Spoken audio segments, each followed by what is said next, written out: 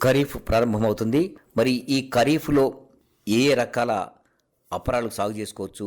ముఖ్యంగా మినుము, పెసర, కంది ఈ పంటలు వేసుకోవాలంటే ఎలాంటి జాగ్రత్తలు తీసుకోవాలి? విత్తనం మోతాదు ఏ విధంగా ఉండాలి? ముఖ్యంగా ఏ రకాలు వేసుకుంటే చీడపీడలను తట్టుకునేటువంటి స్వభావాన్ని కలిగి ఉంటాయి?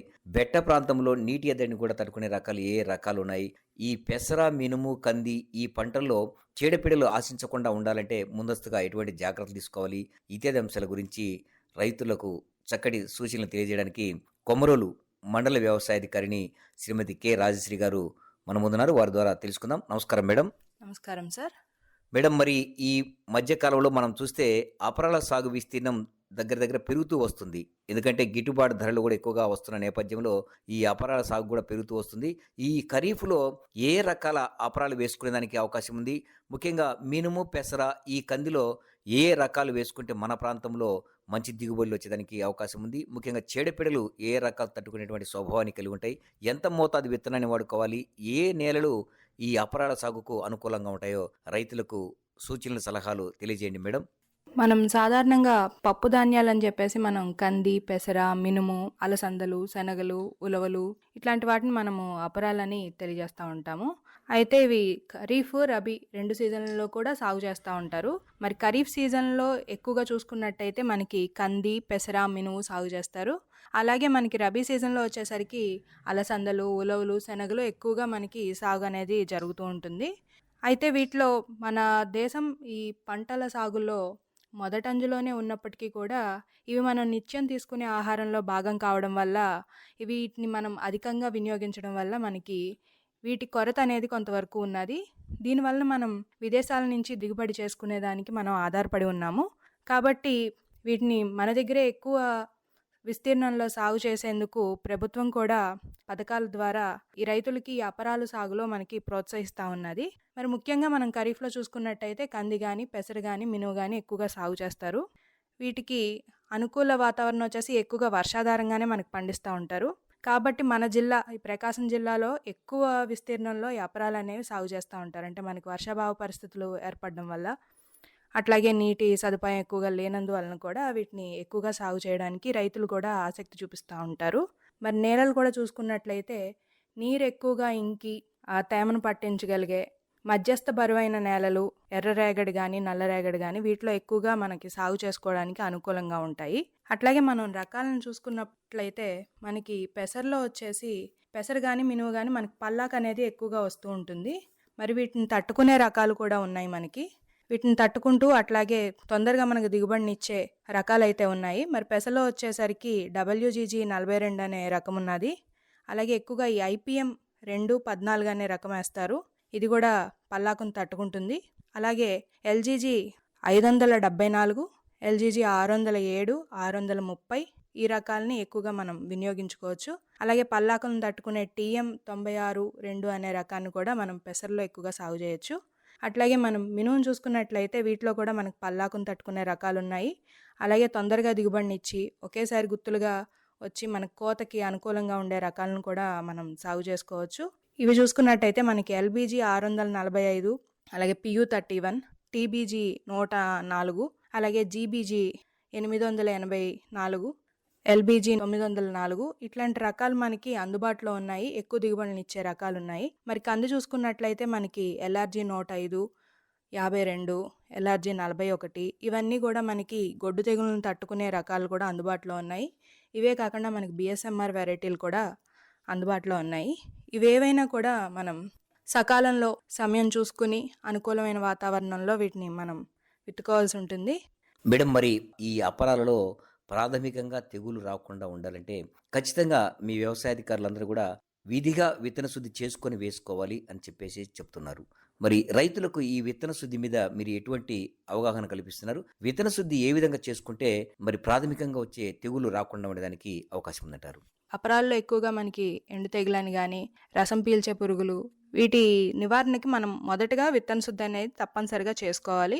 ఈ విత్తన శుద్ధికి వచ్చేసి మనం 1 కిలో విత్తనానికి 2.5 గ్రాములు చొప్పున థైరామ్ కానీ, క్యాప్టన్ కానీ, మ్యాంకోజెబ్తో కానీ విత్తన శుద్ధి చేసుకున్నట్లయితే మొదటి 20 నుంచి 25 రోజుల వరకు రసం పీల్చే పురుగులు అనేవి ఆశించకుండా ఉంటాయి. అలాగే ఇవే కాకుండా మనం రైజోబియం అనే జీవన కల్చర్ని దీంతో విత్తనంతో కలిపి నాటుకున్నట్లయితే కూడా మనకి అధిక దిగుబడులు వచ్చేదానికి అవకాశం ఉంటుంది. స్వతహాగానే ఈ అపరాలకి వాటి వేర్లలో బుడిపెల ద్వారా ఈ రైజోబియం అనేది ఉండివి నత్రజని అనేవి రిలీజ్ చేస్తూ ఉంటాయి. ఆ కల్చర్ను కూడా మనం దీంతో విత్తనంతో కలిపి నాటుకున్నట్లయితే పొలంలో భూమిలో కూడా నత్రజని అనేది స్వతహాగానే విడుదలవుతుంది. ఈ రకంగా మనం విత్తన శుద్ధి చేసుకున్నట్లయితే మనకి పురుగుల మీద వాటి నివారణ చర్యల మీద పెట్టుబడి కూడా తగ్గుతుంది. రైతులు కూడా దీని నుంచి అధిక దిగుబడులు కూడా పొందేదానికి అవకాశం ఉంటుందండి. ఈ రకంగా మనం విత్తనాలను ఎంపిక చేసుకొని విత్తన శుద్ధి చేసుకున్న తర్వాత విత్తన మోతాదు వచ్చేసి మనకి కందిలో 2-3 కేజీలు ఎకరానికి వినియోగించాల్సి ఉంటుంది. అలాగే పెసర మినుము వచ్చేసి మనకి 8-10 కేజీల వరకు కూడా మనం విత్తనం తీసుకోవాల్సి ఉంటుందండి. మేడం, మరి ఏ పంటలైనా కూడా కలుపు అనేది చాలా వరకు కూడా పంట దిగుబడులపై ప్రభావం చూపిస్తుంది. కలుపు ఎక్కువగా ఉంటే చీడపీడలకు ఆవాసంగా కూడా కలుపు మారుతూ ఉంటుంది. చాలామంది రైతులు ముందస్తుగా జాగ్రత్తలు చేపట్టినప్పటికీ కలుపును అశ్రద్ధ చేస్తూ పంటలో దిగుబడి తీసుకోలేకపోతుంటారు. ఈ కలుపు తీతలు ఏ విధంగా చేపట్టాలంటారు? కలుపు ప్రభావం పంటపై లేకుండా ఉండాలంటే ఎటువంటి కలుపు యాజమాన్యాన్ని రైతాంగం ఆచరించాలంటారు? మనకి అపరాల్లో కలుపు నివారణ చర్యలుగా మనకి విత్తుకున్న రోజే ఇది మనం మొదలు పెట్టాల్సి ఉంటుంది. విత్తుకున్న రోజు లేదా మరుసటి రోజు ఈ కలుపు నివారణ కోసం మనం పెండి మిథాలిన్ లీటర్ నుంచి లీటర్‌న్నర వరకు ఎకరానికి మనం పిచికారీ చేయాల్సి ఉంటుంది. అలాగే మనకి పెసర మినుములో అయితే గనక విత్తిన 20-25 రోజుల తర్వాత మనం గొర్రుతో అంతర్కృషి కూడా చేయాల్సి ఉంటుంది. మళ్ళీ మనకి కలుపు అవి రాకుండా. అట్లాగే మనకి కందిలో వచ్చేసి 30 రోజులప్పుడు ఒకసారి, మళ్ళీ 65 రోజులప్పుడు ఒకసారి కూడా మనం ఈ గొర్రుతో అంతర్కృషి అనేది చేయాల్సి ఉంటుంది. అలాగే మనకు ముఖ్యంగా ఈ పెసర మినుములో వెడల్పాకు కూడా మనకి కలుపు ఎక్కువగా మనకు కనపడుతూ ఉంటుంది. ఈ 2 పంటలు కూడా వెడల్పాకు అవడం వల్ల కలుపు నివారణలో కొన్ని ముఖ్యంగా ఏదంటే అది తీసుకొచ్చి మనం కలుపు మందుగా వాడకూడదు. 2 కూడా ఒకే జాతి ఆకులైనప్పుడు. కాబట్టి ఇది కొంచెం దృష్టిలో పెట్టుకొని పెసర మినుములో వెడల్పాకు గడ్డి జాతి కలుపులు ఉన్నట్టయితే గనక మనం 20-25 రోజుల లోపు మాత్రమే తేమ ఉన్నప్పుడు 200 మిల్లీలీటర్ల ఇమిజితాపిర్ అనేది పిచికారీ చేసుకోవచ్చు. మళ్ళీ దాని తర్వాత కూడా ఎటువంటి కలుపు మందులు మనం వాడకూడదు. ఏదున్నా కానీ అంతర్కృషి చేసుకొని మనం కలుపుని నివారించుకోవాల్సి ఉంటుంది. ముఖ్యంగా మేడం, మరి ఏ పంటలైనా కూడా అధిక దిగుబడులు సాధించాలంటే ఆ పంటకు కావలసినటువంటి సత్తువ కూడా అందించాల్సిన అవసరం ఉంది. మరి ప్రధానంగా ఈ మధ్య కాలంలో మనం గమనిస్తే రసాయన ఎరువులు ఎక్కువగా వాడుతున్నారు. ఈ అపరాల సాగుకు ఎరువులు ఏ విధంగా అందించాలి? ఏ ఎరువులు ఎక్కువగా వాడితే పెట్టుబడి లేని వ్యవసాయాన్ని చేసుకునే దానికి అవకాశం ఉందంటారు? మనకి అపరాల సాగులో ఎక్కువగా ఎరువులు అనేవి అవసరం ఉండవు. చాలా తక్కువ మోతాదులోనే ఈ పైరు మనకి ఎరువులను తీసుకుని మనకి దిగుబడిని అనేది ఇస్తుంది. కాబట్టి మనం రసాయనిక ఎరువులను చూసుకున్నట్లయితే 8 కేజీల వరకు నత్రజని, 20 కేజీల వరకు భాస్వరం సరిపోతుంది. అట్లాగే మనం రైజోబియం అనేది జీవన ఎరువు. దీన్ని కూడా మనం విత్తనంతో పాటు కలిపి అందించినప్పుడు భూమిలో కూడా మనం ఆ కల్చర్ని తయారు చేసి భూమిలో కూడా కలియదున్నుకుంటే గనక మనం ఇంకా అధిక దిగుబడిని పొందవచ్చు. అట్లాగే రసాయనిక ఎరువులను కూడా నివారించుకునేదానికి అవకాశం ఉంటుంది. అట్లాగే మనకి నీటి ఎద్దడి పరిస్థితి అనేది ఈ సాగులో మనం ఎదుర్కొంటాము. కాబట్టి దీన్ని నివారించుకోవడానికి మనం అలాంటి పరిస్థితి వచ్చినప్పుడు 2% యూరియా ద్రావణాన్ని మొక్కలపై పిచికారీ చేయాల్సి ఉంటుంది. అలాగే పూత పిందె దశలో మరింత దిగుబడి రావడానికి, అట్లాగే ఈ బెట్ట పరిస్థితిని తట్టుకోవడానికి కూడా మనం ఎకరానికి వచ్చేసి 1 కేజీ 13,045 అనేది 2 సార్లుగా పిచికారీ చేసుకోవచ్చు అని చెప్పి తెలియజేస్తా ఉన్నాము. పెద్దగా దీంట్లో ఎరువులు మోతాదు అవసరం లేదు, వాటికి సరిపోతాయి. అట్లాగే స్వతహాగా కూడా అవి నత్రజనిని తయారు చేసుకోగలవు కాబట్టి మనకి అపరాల వరకు అయితే ఇంత మోతాదులోనే మనకి ఎరువులు తీసుకుంటే సరిపోతుందండి. మేడం, మరి ఈ పెసర మినుము కంది వీటిల్లో ప్రధానంగా కాయతొలుచు పురుగు అనేది ఎక్కువగా వస్తుంటుంది. ఈ పెసర మినుములో మరి ఎల్లో మొజాయిక్ తెగులు ఎక్కువగా ఆశించడం మనం చూస్తున్నాం. ఈ తెగుళ్ళు రాకుండా ఉండాలంటే ముందస్తుగా ఎటువంటి జాగ్రత్తలు తీసుకోవాలంటారు? ఒకవేళ ఏదేని వ్యాధులు తెగులు సంక్రమిస్తే ఎటువంటి సస్యరక్షణ విధానాన్ని అనుసరించాలంటారు మంచి దిగుబడులు తీసుకోవాలి అంటే?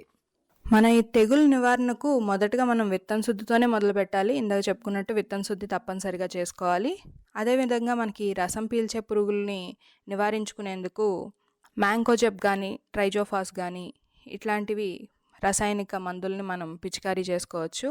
అట్లాగే కందిలో కానీ వీటిలో మనకి పూత దశలో ఉన్నప్పుడైతే మొగ్గ దశలో ఉన్నప్పుడైతే తప్పనిసరిగా క్లోరోపైరిఫాస్ అనేది మనం పిచికారీ చేసుకోవాల్సి ఉంటుంది. అదే పూత లేదా కాయ దశలో ఉన్నప్పుడైతే క్వినాల్ఫాస్ కానీ ఎస్ఫేట్ కానీ నీటితో కలిపి పిచికారీ చేయవలసి ఉంటుంది. ఇవే కాకుండా మనం ఏ రసాయనిక మందు వాడుతున్నప్పటికీ కూడా వేప నూనె అనేది దాంతో కలిపి పిచికారీ చేసుకోవచ్చు.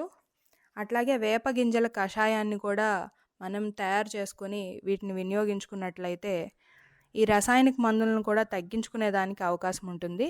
అలాగే వీటిని ఎప్పటికప్పుడు మనం గుర్తించడానికి ఎకరాకు 4 వరకు లింగాకర్షక బుట్టలను అనేవి ఏర్పాటు చేసుకోవాలి. అలాగే ఎకరాకి ఒక 20 పక్షి స్థావరాల వరకు కూడా మనం ఏర్పాటు చేసుకున్నట్లయితే వాటిని మనం సేంద్రియ పద్ధతుల్లోనే నిర్మూలించుకోవడానికి అవకాశం ఉంటుంది. మేడం, మరి ఇటీవల కాలంలో ఈ అపరాల సాగుకు కేంద్ర ప్రభుత్వం అయితేమి, రాష్ట్ర ప్రభుత్వం అయితేమి చాలా వరకు కూడా రైతాంగాన్ని ప్రోత్సహిస్తూ ఆర్థికంగా మేము వెసులుబాటు కల్పిస్తామనేటువంటి గిట్టుబాటు ధరలు కూడా ముందే ప్రకటించడం జరుగుతూ ఉంది.